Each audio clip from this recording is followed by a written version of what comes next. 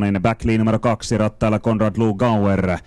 Auto liikkeellä, sen takana Update Hoss, Backly, Commander Crow, Deuxième Pixou, Amour de Cagne, Etjö, Aaron de Veluve, Prussia, Womanizer sekä numero 10 Timoko. 100 metriä lähtölinjaan.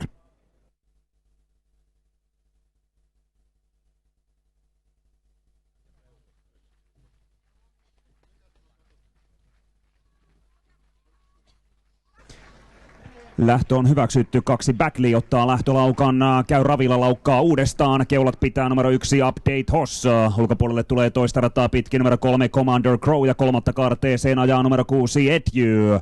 Etjulle ei löydy paikkaa Parionosta, sen sijaan numerolle 10 Timoko löytyy toisesta ulkoa, sinne pääsee Björn Koop takarivistä, laukka taustalla numerolle 8 Prussia ja siltä kärki karkaa nyt kauaksi, toista rataa Timokon takana tulee numero 5 Amour de Cagne, kun 500 metriä on täyttymässä ja 3 Commander Crow marssii kärkipaikalle, puolikkaan väliaika on 0,95 ja hölkältä näytti Commander Crow keulassa kohti toista kaaretta, sen takana 1 Update Hoss, 9 Womanizer sisartaa pitkin kolmantena ja 10 Timoko, lähdön ennakkosuosikki, toista rataa ilman vetoapua. Sen takana toista rataa toisena numero 5 Amour de Cagne. Etjö peruutti kolmanteen ulos. Sisartaa pitkin neljäntenä tulee 4 Deuxième Pixou. Sen takana sisartaa viidentenä etusuoran auetessa numero 7 Aaron de Veluve. Välimatkaa kaksikkoon 2 Backly ja 8 Prussia, kun kaksikertainen Kymi Grand Prix voittaja myös Eli Roppetin uralla on voittanut. Numero 3 Commander Crow kärkipaikalla ja väliaika on 1000 metrille 14.0. Toinen puolikas mentiin melkoista hölkkää. Kirikierros käyntiin. Johtavan takana 1 Update Hoss, toista rataa toisena 5 Amour de Cagne. Kolmannessa parissa jatkavat 9 Womanizer ja 6 Etjö. Ja kuka tekee ensimmäisen ratkaisun?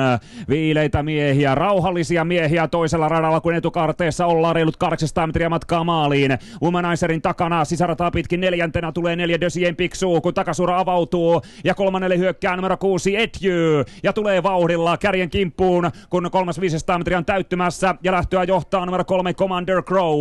Rinnalla toista rataa numero 10 Timoko. Ja nyt on tullut lähtö jo lisää vauhtia, mutta silti 3.500 ainoastaan 15.5.